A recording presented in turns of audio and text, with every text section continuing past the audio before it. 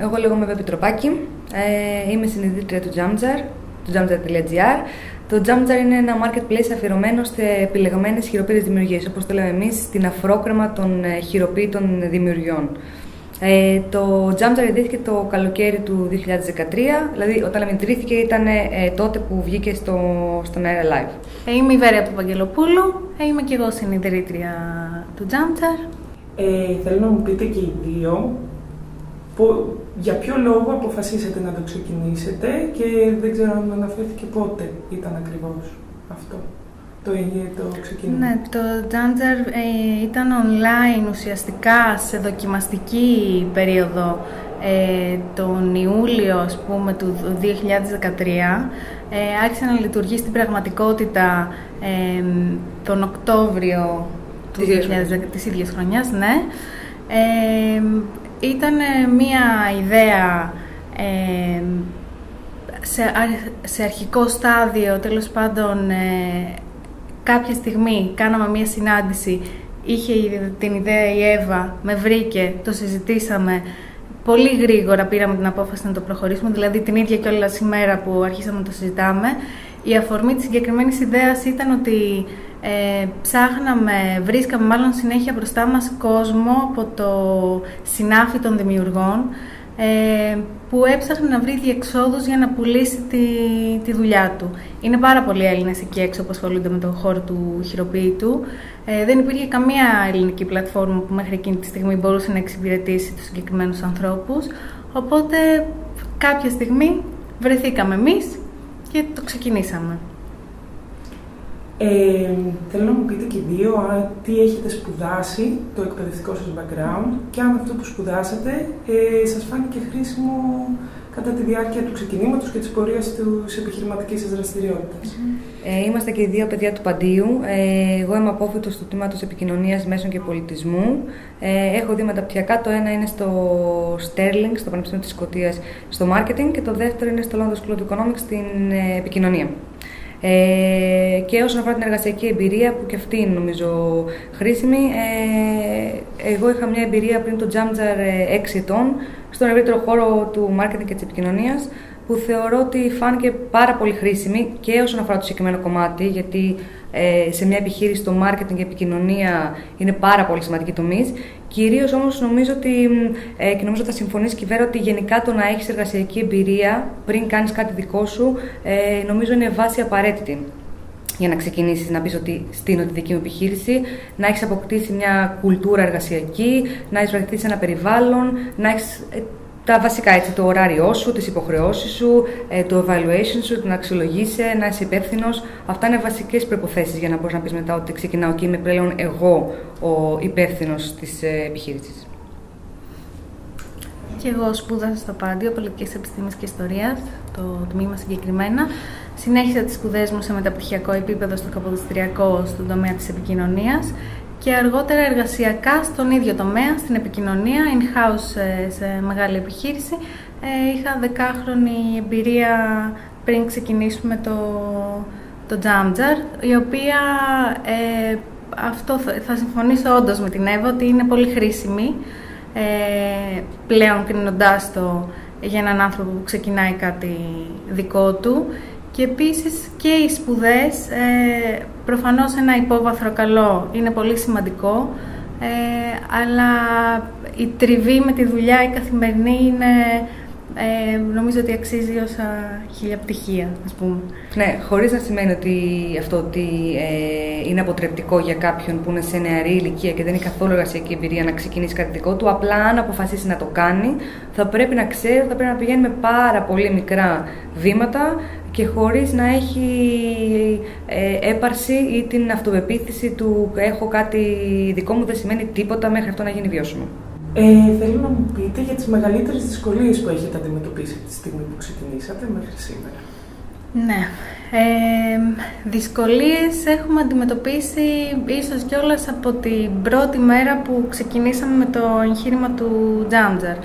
Έτσι κι αλλιώς πρόκειται για ένα ιδιότυπο επιχειρηματικό μοντέλο, το οποίο είχε τις προκλήσεις του τόσο σε λογιστικό και φορολογικό επίπεδο και όσον αφορά στην Ελλάδα και για τον τρόπο που θα λειτουργούσε αυτό το σύστημα, αλλά και γιατί πρόκειται για μια ελληνική εταιρεία που για μας ήταν ρίσκο όταν βλέπουμε ότι ιδρύονται συνέχεια εταιρείες στο εξωτερικό, να ξεκινήσουμε κάτι ελληνικό με βάση την Ελλάδα και να απευθυνθούμε και σε Έλληνες κατ' επέκταση. Αντιμετωπίσαμε δυσκολίες στο στήσιμο, στον τρόπο που θα κατασκευαστεί η συγκεκριμένη πλατφόρμα, γιατί πρόκειται για ένα πολύπλοκο επίσης μοντέλο τεχνολογικά, το οποίο μονίμως αναπτύσσουμε και βρίσκουμε λάθη και βελτιώνουμε ακόμα και σήμερα. Και από εκεί πέρα η καθημερινότητα και όσον αφορά στα μεταφορικά, στα logistics της εταιρείας, στη λήψη αποφάσεων. Γενικά το επιχειρήν στην Ελλάδα είναι μια τολμηρή απόφαση και πρέπει να έχεις πολύ γερά νεύρα για να το ακολουθήσεις. Η χρηματοδότηση ήταν επίσης ένα πολύ μεγάλο θέμα. Όταν ξεκινήσαμε το Jamjar δουλεύαμε και οι δύο και το αρχικό κεφάλαιό του ήταν τόσο όσο ένα κεφάλαιο μπορούν να μαζέψουν αποταμιεύοντας δύο κοπέλες πριν τα 30, δηλαδή πολύ μικρό. Τα προγράμματα του ΕΣΠΑ τότε δεν ήταν υποστηρικτικά για μας. Εντάξει, προφανώς και η προτεραιότητα ήταν άλλα groups, αλλά και εμείς αντίστοιχα δεν είχαμε κάποια βοήθεια, οπότε προσπαθούσαμε να τα κάνουμε όλα μόνες μας ερασιτεχνικά σε πολλά επίπεδα, γιατί μπορεί στο marketing και στην επικοινωνία να ήμασταν επαγγελματικού επίπεδου, στα υπόλοιπα ήμασταν ερασιτέχνες. Logistics, αυτό θα υπερτονίσω το που είπε και η Βέρα, για μας όντως είναι πάρα πολύ δύσκολο το μοντέλο, γιατί πρόκειται για μια αγορά στην οποία δεν υπάρχουν κεντρικά σημεία, δηλαδή δεν υπάρχει αποθήκη. Όλα έρχονται και στέλνονται από τους δημιουργούς. Παλιότερα πριν από εμάς δεν υπήρχε αγορά που να διασφαλίζει την νομιμότητα των συναλλαγών, οπότε πήραμε εμείς αυτό το ρόλο, που σημαίνει και πολύ μεγαλύτερο κόστος και σε χρόνο και σε χρήμα, πολύ μεγάλη δυσκολία. Έπρεπε να παρακολουθούμε και παρακολουθούμε τις εξελίξεις στον τομέα αυτό, που όπως ξέρουμε στην Ελλάδα αλλάζουν μέρα σε μέρα. Θέλω να πω για να το κλείσουμε ότι όντως το μοντέλο του Jamjar είναι ένα μοντέλο το οποίο σίγουρα δεν είναι ένα μοντέλο να ξεκινήσει κάποιος, δηλαδή δεν είναι μια απλή, χωρίς να σημαίνει ότι προφανώς το απλή το λέω εισαγωγικά, μια απλή εμπορική επιχείρηση. Και φυσικά και σε επίπεδο συνεργασίας, εννοείται το να είναι δύο άνθρωποι που συνεργάζονται από το πρωί μέχρι το βράδυ μαζί, πρέπει να μπορείς να εκμεταλλεύεσαι τις διαφορετικές ικανότητες του καθενός και να υπερσκελίζεις, να υπερπηδάσεις τα δύναμα σημεία. Θέλω να μου πείτε, τελευταία πιστεύω ερώτηση, αν έχετε κάποιο πλαίσιο βάσει του οποίου διευθύνετε την επιχείρησή σας, όχι όλο, να μου το παρουσιάσετε, κάποια συγκεκριμένα πράγματα τα οποία είναι πολύ σημαντικά για σας, που δίνουν ένα πλαίσιο και βάσει αυτών των βημάτων πορεύεστε. Νούμερο 1, αυτό ήταν από την αρχή κοινή επιπίθηση και των δύο, ότι δεν σταματάμε ποτέ και πουθενά. Όχι γινόμαστε ενοχλητικές, αλλά δεν παίρνουμε το όχι ως απάντηση. Αυτό είναι επιπίθηση στο DNA και των δύο. Ευτυχώς δεν ήταν υποσυζήτηση από την αρχή. Όποιο εμπόδιο και να υπάρχει, θα βρεθεί η λύση.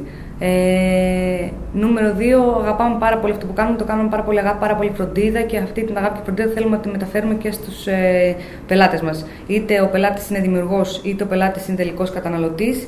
Θέλουμε να φεύγει από το Jamjar έχοντας μια γλυκιά γεύση στο στόμα και γνωρίζοντας ότι η επιχείρηση με την οποία έχει έρθει σε επαφή είναι ενός ισχύου επίπεδου. Στην εξυπηρέτηση, στην νομιμότητα, στη διαφάνεια, σε όλα. Έτσι κάπως λειτουργούμε, είναι πολύ βασικά αυτά για το DNA του Jamjar. Θέλουμε όλοι να είναι... Θέλουμε γενικά το Jamjar να αφήνει αυτή τη γλυκιά γεύση που υπονοεί και το όνομά του. Οπότε όποιος έχει οποιαδήποτε αλληλόδραση με την επιχείρησή μας, είτε πρόκειται για δημιουργό, είτε πρόκειται για πελάτη, είτε για απλό συνεργάτη, θέλουμε να φεύγει με τις καλύτερες εντυπώσεις, να το μοιραστεί με τους φίλους του και να επιστρέψει, ας πούμε, είτε αυτός είτε η γνωστή του στο Jamjar με οποιονδήποτε τρόπο. Θα ήθελα σε αυτό να συμπληρώσω πάνω σε αυτό που λέει η Βέρα, ειδικά όσον αφορά στους δημιουργούς. Εκτιμούμε και μετά από τα τόσα χρόνια που είμαστε στην αγορά, εντάξει είναι πάρα πολλά, αλλά είναι 3 χρόνια μέσα στα οποία έχουμε έρθει σε επαφή με πάρα πολύ κόσμο, είτε είναι κόσμος που συνεργαζόμαστε είτε όχι.